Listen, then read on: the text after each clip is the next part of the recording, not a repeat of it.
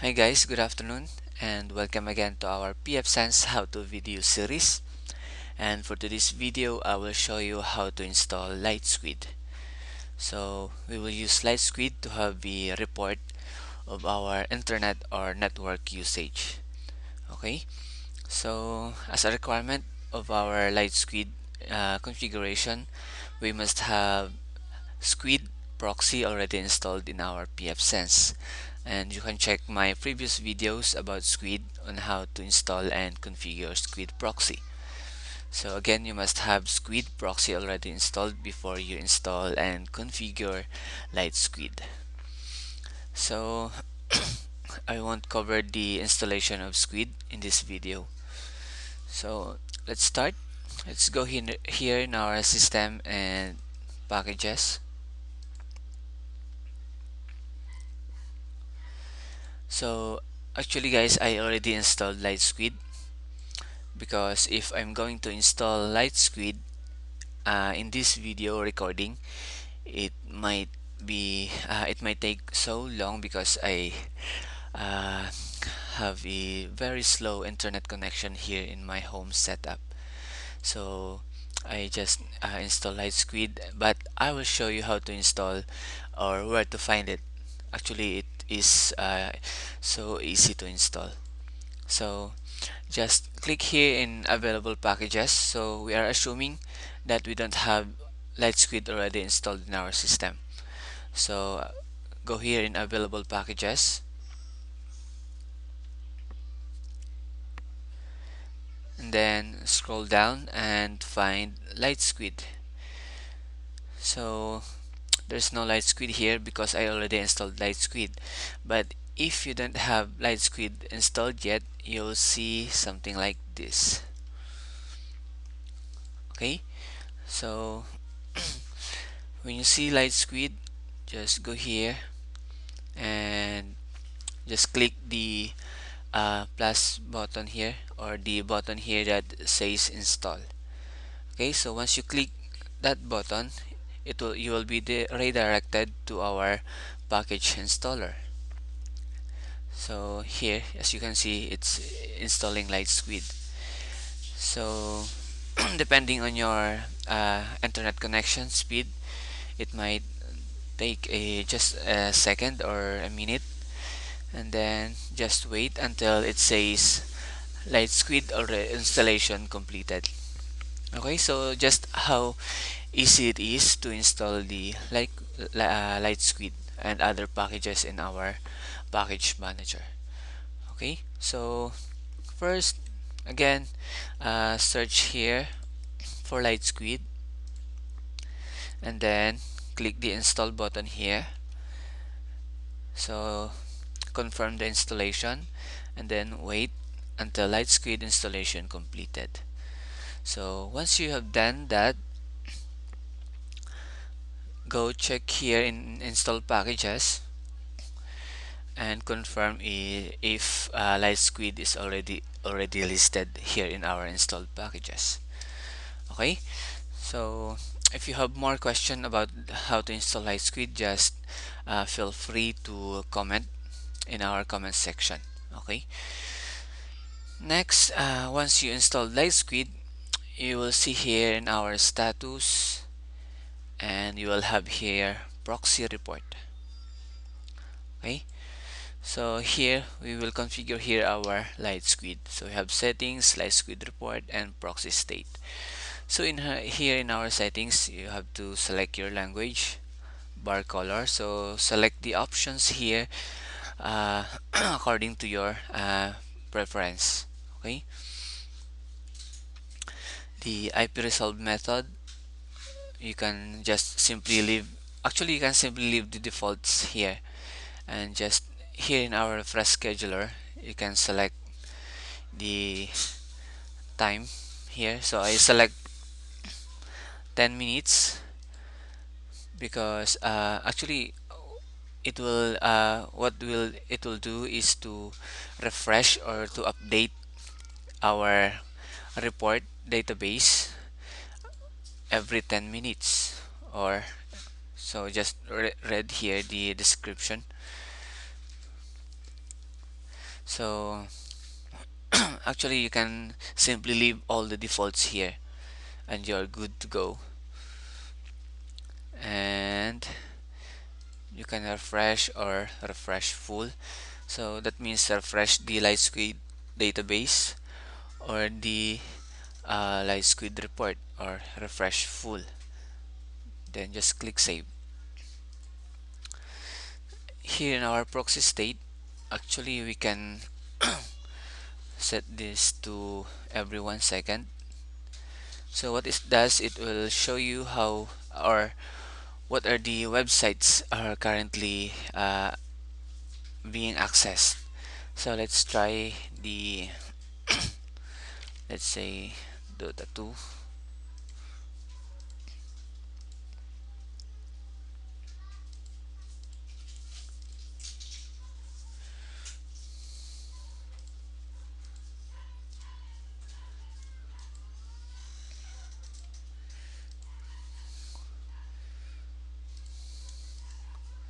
Here, so you see, so it shows the this is my IP and this is the website that I'm currently accessing, the Dota 2 website.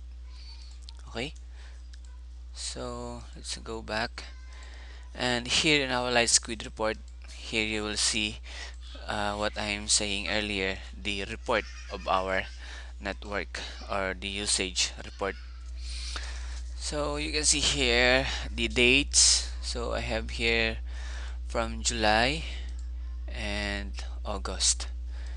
So for example, here in our August month of August, so we have here work period August 2015. So you'll see here the dates. So let's see the report on August 1, for example. So you'll see here the user, actually the IP of the users, then real name. So here we just see seeing question marks here, so that is not so useful for us, I think, or for some of us. So let's configure this one later. So here connects, bytes, percent, and other. So it's up to you how you will use the data and the or the report that you are seeing here. Okay, so let's see the here the user which has a who has the IP of 192.168.1.150. So as you can see, so here is the websites that he is accessing in this date, August 1, 2015. Okay, so using this report, you will see what websites are your clients or are your users accessing. So as you can see here, it's all almost Dota, then Google, Steam. Okay, so let's try this one. So there you go, you have your report, you have the access site, then this is the bytes that acquired or used. So it's up to you how to use this report. Okay, so that's basically it, and as you can see, it's so easy to install and automatically you'll have your report here. So let's try other dates. So just the same, almost the same. Then we have here tab sites and big files. Let's check here, tab sites. So this is the tab sites that the user accessed, and the big files. So here are the big files. So it's so useful to have these reports generated by our LightSquid. So actually that's all, And I just want to show you now as a bonus how to change this question mark under the real name. So for example, you want to know who is the user of this 192.168.1.150 IP. So you want to see the username here. So you don't know if who's that user. So actually you will have an idea if you go here in our captive portal. So guys, I already show you how to install and configure captive portal, so in my previous videos, and this is what I'm using now.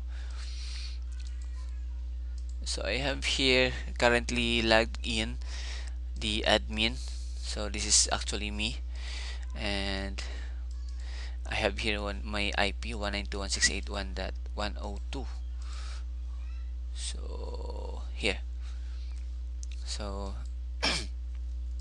it should uh, show here the real name admin. So how will you do that? So we are going to edit something. So let's go here in diagnostic and uh, mhm, edit file, and let's browse our LightSquid. So just type in the here the URL or this destination. Actually you can simply browse, so browse user uh, hmm, local etc and then LightSquid. So here we have LightSquid.cfg and real name. So just for the purpose of having the real name uh, to appear here in our real name section, for you to know who is the 192.168.1.150 or the corresponding IPs here and the corresponding user. So let's just edit the real name.cfg. Okay, so we have here, this is the default content, so we don't have to touch or do something about it. So let's just add here. So for example, here, this one, let's say this one, the 192.168.1.150. No, I'm sorry, this one. So just copy the IP and then put here the name. Actually I can just do something like that. So the trick here is you can check the captive portal if because here in our captive portal you can see the IP assigned to that user and what is the username. So for example, if you use my the here the user manager, if you create a username admin, then he use the portal to log in to have to have an internet access, and then our pfSense will give him the IP of, for example, this one. So you can see here he has the IP 192.168.1.102, and who is the user? So this is the admin. So you have an idea of who is this user. So you'll see here, you can say that he is the admin, but you can see uh, the name here, or the real name here. So we will configure our LightSquid so it will automatically uh, show the real name like this one. Okay, so if you use also the Active Directory authentication, so just go here and also in our captive portal. Or if you uh, have your users or your clients have static IPs, and then you know their username, then you can easily configure our LightSquid here in our real name. Okay, so let's say this one, since I know this person, I will just add the IP here, and because I know his name, so I just add the name here. So you have the IP and then the name that you want to appear here. So I want this IP to show the real name as Noriel, and this one the real name as James here. Okay, so once you are done, so you can add multiple IPs here and names. So once you are done, just click save, and here in our report, let us refresh. So it still doesn't appear in our real name, so maybe we have to refresh full and save. Okay, now let's check. Oops.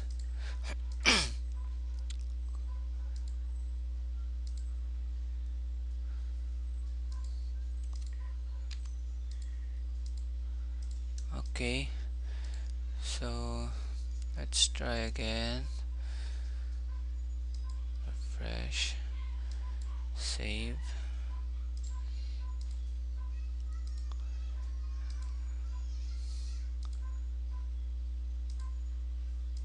Okay, so nothing happens.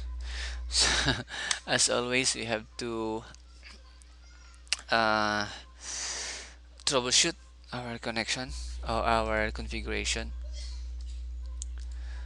So let's try to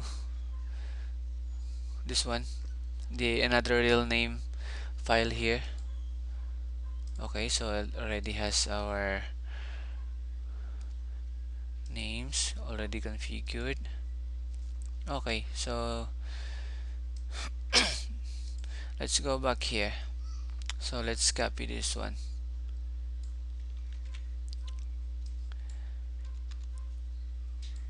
So let's edit this another real name file here and paste, then save. So we already configured these two real name files here. Then we have to refresh full, save, and let's see if it works. Then okay, so as you can see here, we have the real name uh, shown already in the real name section in the Noyel here. So if you want these other IPs, so just IPs to show the name here, so just check here who's connected, the IP and then the username, and then just enter it here in our real name files. Just edit these two files here. Okay, so I think that's it. And what else? Let's try. Okay, so as you can see, it already showing the names after the IP.